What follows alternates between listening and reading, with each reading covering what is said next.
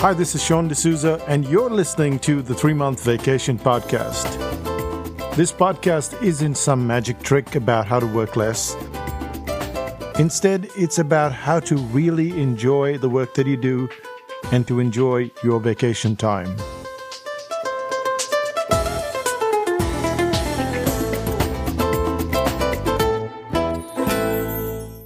Hi, it's Sean, and you're listening to the 3-Month Vacation.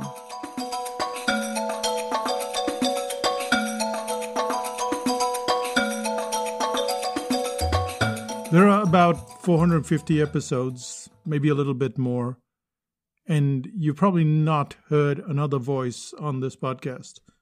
And that's because we don't do interviews, and we don't have any guests. Well, we didn't have any guests until now. But it was the school holidays, and my niece, Keira, she decided to do some audio with me.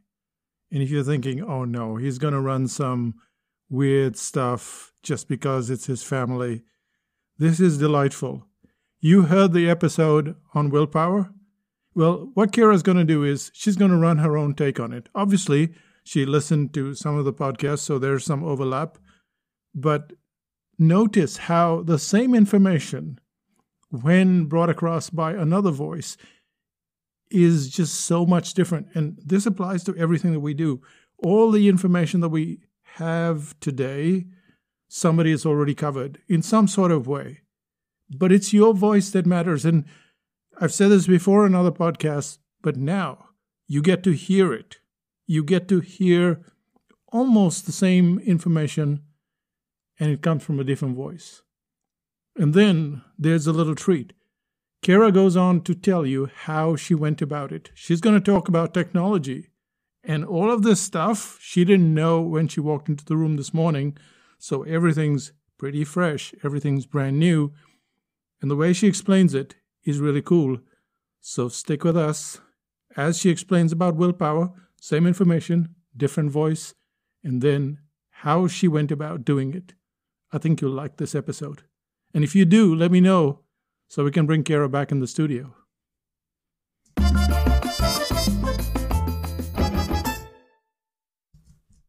Let's talk about willpower.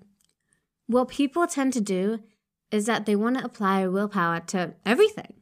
But in reality, it's very easy to run out of willpower. Instead of willpower, what can we use? Benchmarks.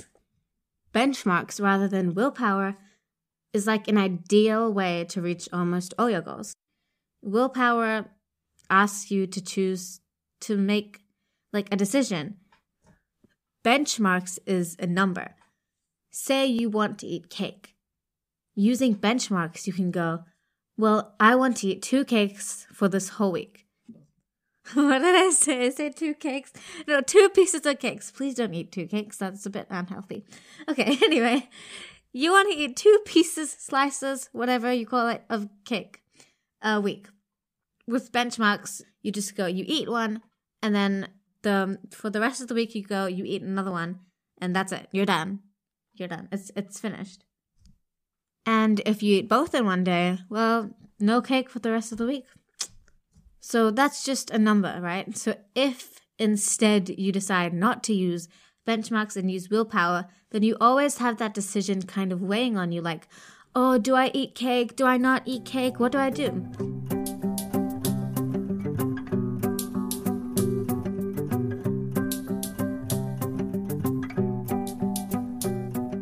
Let's take another example, like walking.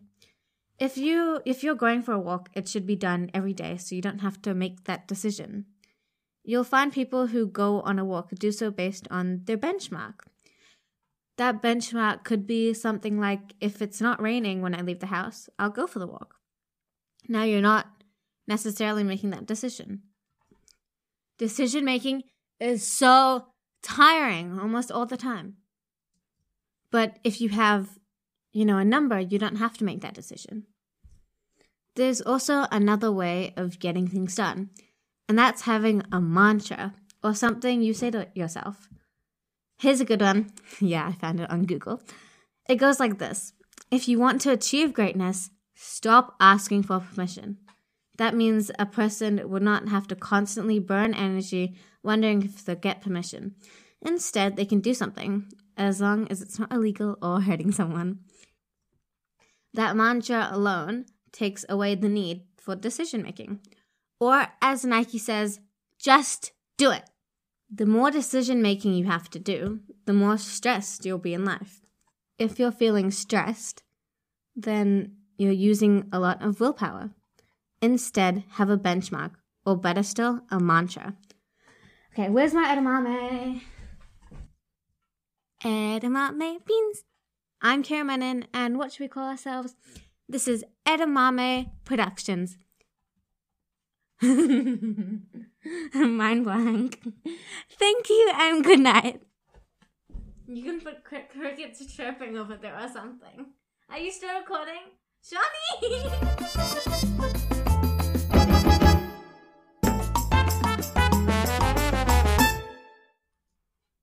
Edamame Productions doesn't stop there. She goes on. And now she's going to tell you how she went about it so that you too can do something similar. If you're doing a podcast, or even if you've never tried a podcast before. Okay, so what did I learn first about how to speak when you're doing a podcast? One point for you. You don't say no.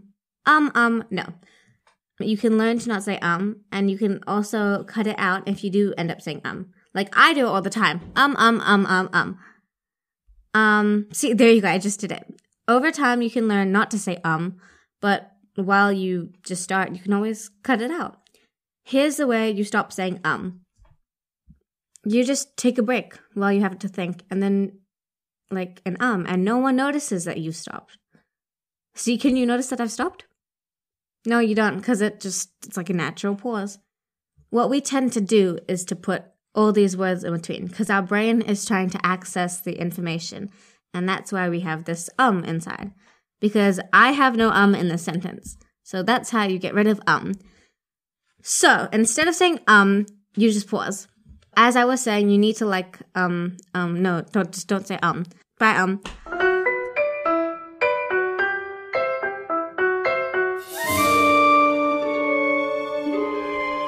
The second thing I learned was about speed variation.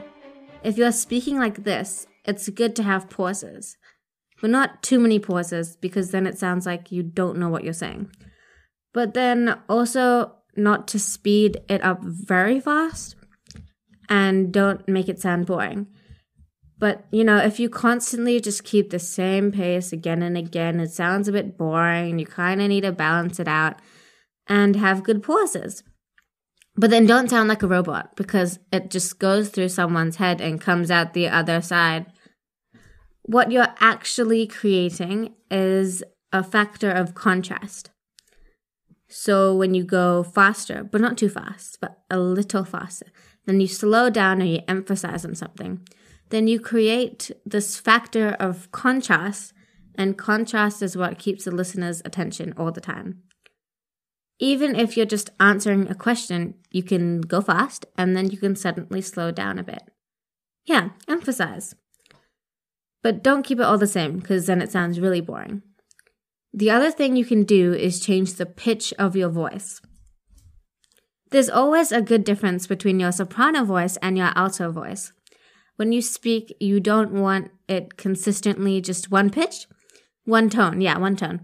You want it to change your tone once in a while, and when you're emphasizing on things that maybe are important. The other easy trick to do is just to stop recording and get out of the room for maybe 30 seconds, and when you come back, your tone's changed. Yeah. Hello, edamame beans. Can we get more edamame beans? It's just edamame. It's not edamame beans. Edamame beans? It's not like focaccia bread. What's that? Exactly, it's focaccia. I don't know. And it's not chai tea, and it's not edamame beans. Non-bread chai tea. Okay, it's me again. And now Keira's going to tell you how she went about creating this podcast. It's a little confusing at first because she's still wrapping her head around something that she's just learned. But you'll get the hang of it. Non-bread chai tea. Anyway, What are the tools that you need or require to take it from a transcription to maybe a phone and then record it as a podcast? Like, you know how on YouTube you can do those closed caption things? It's a smarter version of closed captions because closed captions gets nothing right. Just putting it out there. Unless you edit it, it gets nothing right. But this software, it's called Mac Whisper. Unlike closed captioning, it gets almost everything right. It gets nom nom too. Like, it's nom nom, nom nom nom. It gets it. So once you got your transcription, you copy it and then you go to this thing called Prompt Smart. Prompt Smart basically takes your transcription, everything that is now in text, and makes it into a script. So when you play it, it detects every word that you say in the script. I'm using it right now.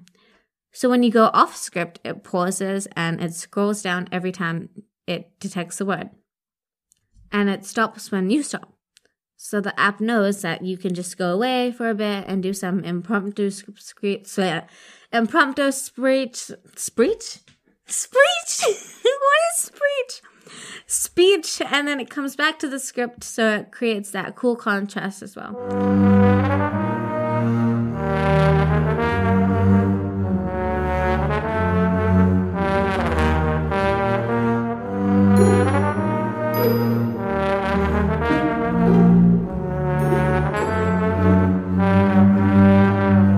I just did it now, and yeah, it didn't scroll when I said speech.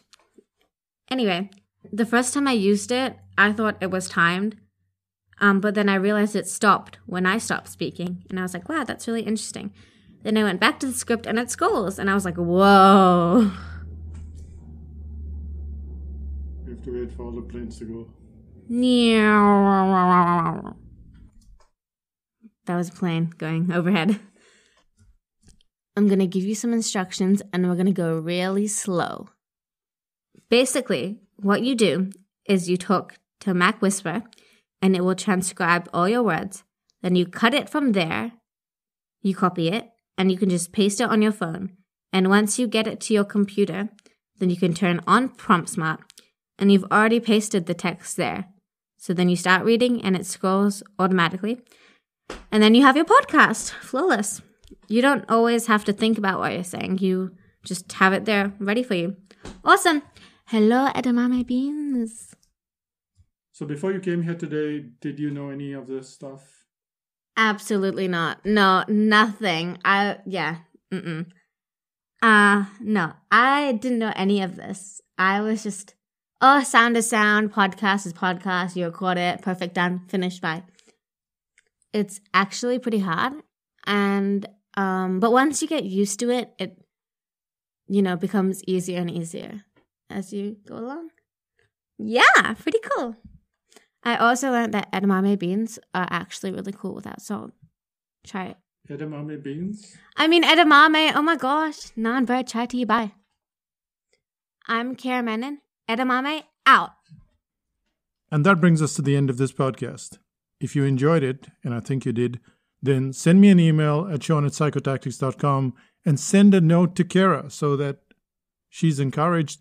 Or if you'd like, you can also send a voicemail.